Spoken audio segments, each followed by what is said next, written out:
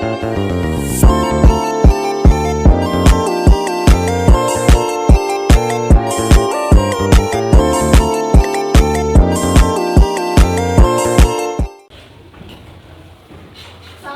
warahmatullahi wabarakatuh. Waalaikumsalam warahmatullahi wabarakatuh.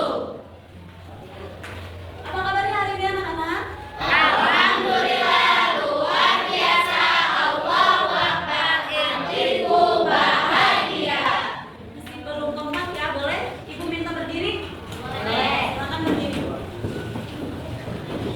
Sekali lagi ya, kalau Ibu bilang apa kabarnya hari ini, kalian jawab Alhamdulillah luar biasa. Allahu Akbar. Hatiku bahagia. Siap? Siap. Kita ulang sekali lagi ya. Yang semangat, siap? Siap. Apa kabarnya hari ini? Alhamdulillah luar biasa. Allahu Akbar. Hatiku bahagia. Tepuk tangan dulu. Silakan dulu.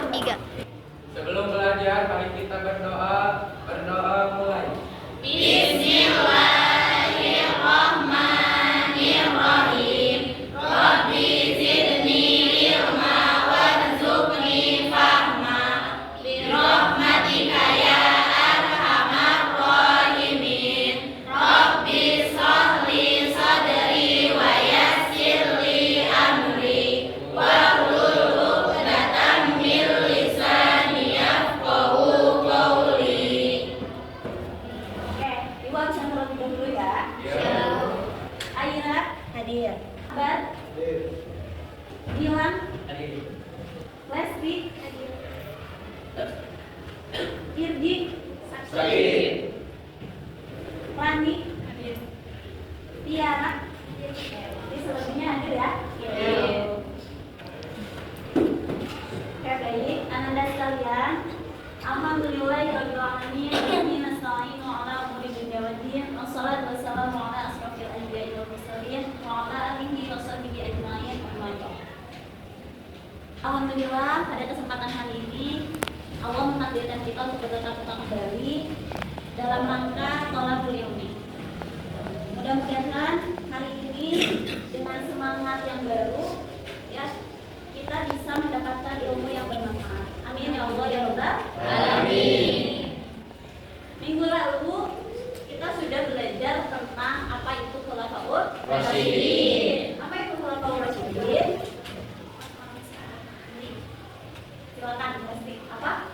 4 orang sahabat terpilih. 4 orang sahabat terpilih. Sebagai apa? Sebagai pengganti Rasulullah. Karena waktu itu Rasul tidak menunjuk secara resmi pengganti beliau untuk memimpin umat Islam. Ya, jadi muncullah istilah khulafaur rasyidin. 4 orang sahabat yang terpilih menjadi pengganti kepemimpinan Rasulullah Shallallahu Alaihi Wasallam. Nah, hari ini kita akan mengenal salah satu sahabat dari 4 sahabat terpilih atau khulafaur rasyidin, yaitu sahabat Abu Bakar As-Siddiq. Hari ini kita akan mengenal sosok beliau. Kita juga akan tahu bagaimana proses perjalanan pemilihan beliau sebagai pengganti Rasulullah Shallallahu Alaihi Wasallam. Siap belajar hari ini? Siap.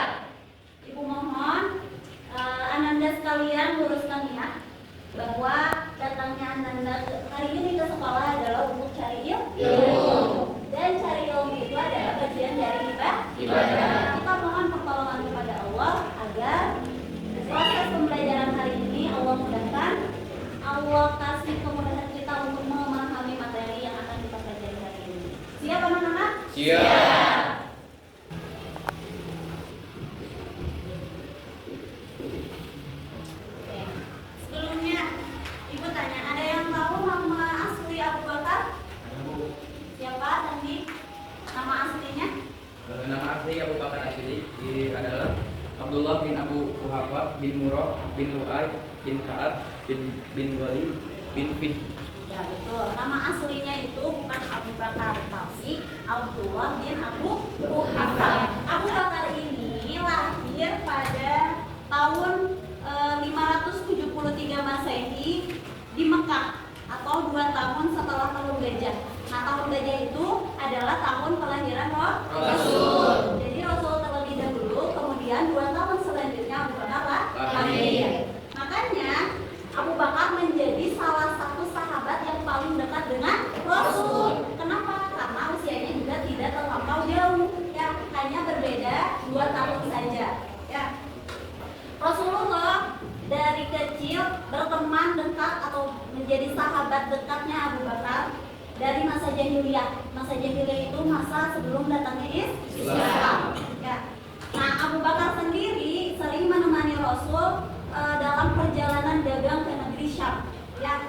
Rasul sejak kecil sudah diajak berdagang oleh pamannya Abu Thalib. Waktu menjalankan dagang ke Syam, Abu Thalib bertemu seorang pendeta, kemudian pendeta itu menyatakan tanda-tanda kenabian yang ada pada diri Nabi Muhammad. Ya, dan Abu Bakar waktu itu ada ikut serta rombongan dagang itu. Ya. Kemudian selain itu Abu Bakar juga pada saat Rasulullah diangkat menjadi seorang nabi dan rasul pada usia 40 tahun, ya, Abu Bakar menjadi orang yang pertama masuk Islam dari golongan orang dewasa yang tanpa keraguan sedikit pun, atau disebut dengan as-sabiqunal awwalun. Ya, jadi Abu Bakar itu masuk Islam tidak ada keraguan, tanpa mempertanyakan Rasul kenapa harus masuk Islam. Dengan keyakinan penuh Abu Bakar menerima ajakan Rasul untuk masuk Islam. Ya. Sampai Rasul takjub dengan keyakinan Abu Bakar. Rasul sampai menyatakan seperti ini. Tidakkah aku mengajak seseorang memeluk Islam, melainkan dirinya dihinggapi keraguan, akan tetapi berbeda dengan Abu Bakar. Jadi Rasul itu tidak pernah menemukan orang yang yakin seyakin-yakinnya kecuali dengan Abu Bakar. Kemudian Abu Bakar juga menjadi orang yang pertama kali membenarkan peristiwa Isra dan Mi'raj. Ya. Kenapa digelari as-siddiq? Itu tadi karena Abu Bakar itu selalu membenarkan perkataan atau apa yang disampaikan oleh Rasul.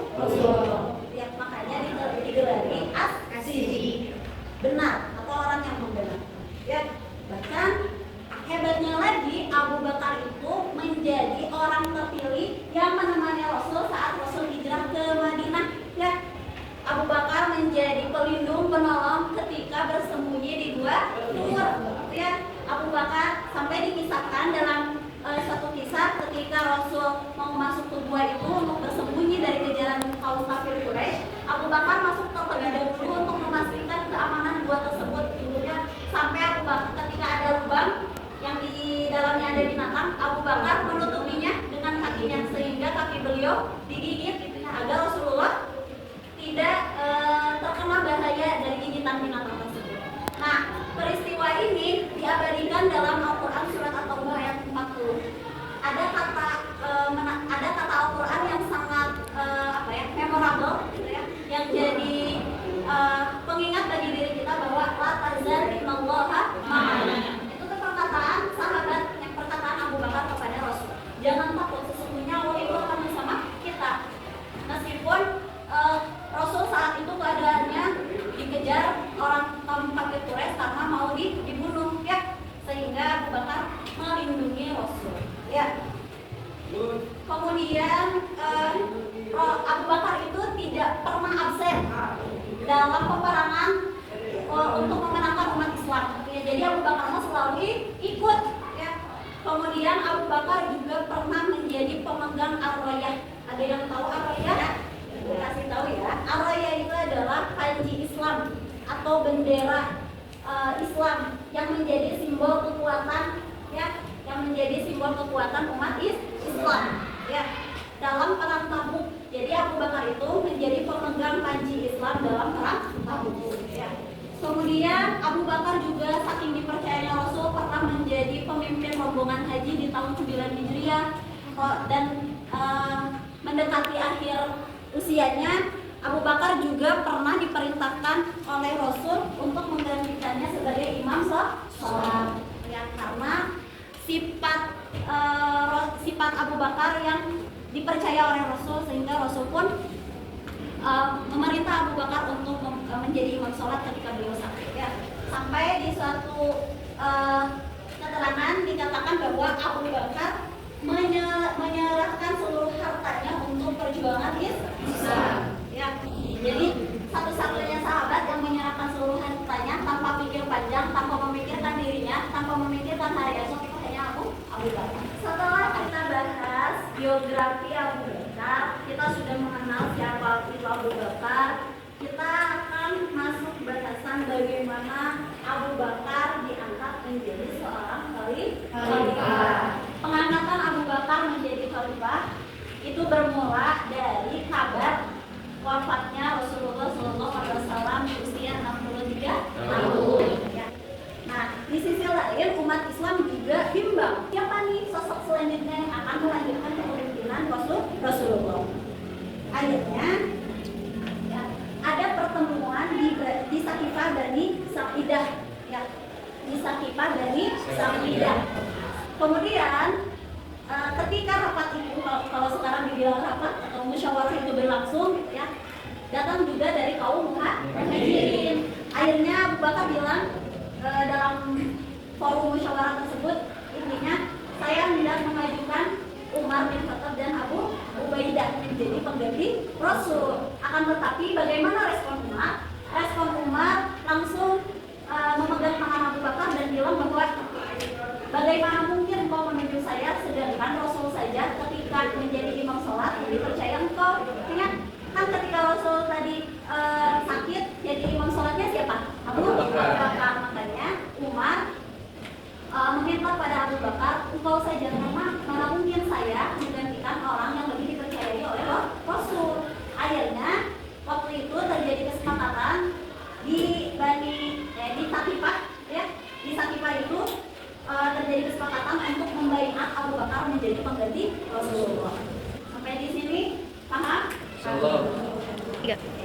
Kalau paham, teman-teman alhamdulillah berarti tadi sudah memahami materi hari ini.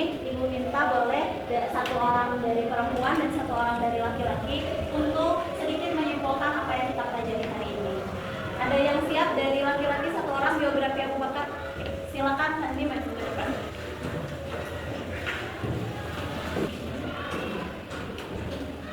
Berdiri saya di sini, mungkin saya ingin menyampaikan sedikitnya tentang biografi Abu Bakar As-Siddiq. Nama Abu Bakar As-Siddiq adalah Abdullah bin Abu Quhafah bin Murrah bin Lu'ay bin Ka'ab bin Walid bin Abu Bakar lahir tahun 531 Masehi.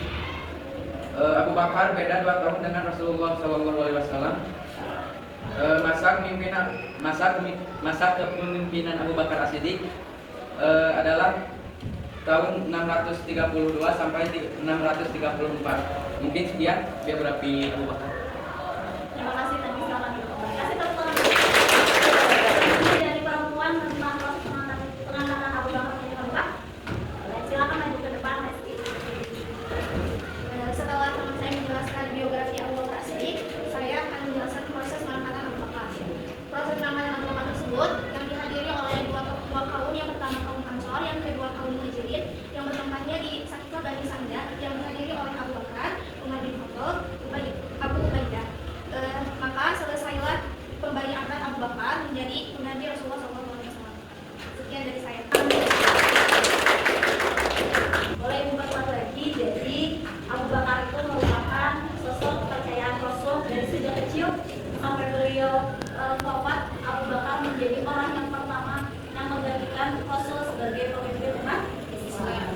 Oke anak-anak, hari ini dicukupkan sekian. Mudah-mudahan ilmu yang disampaikan hari ini menjadi pengetahuan baru, bisa kita amalkan dari sifat-sifat yang dimiliki Abu Bakar dan Rasulullah, kemudian bisa diamalkan dalam kehidupan sehari-hari.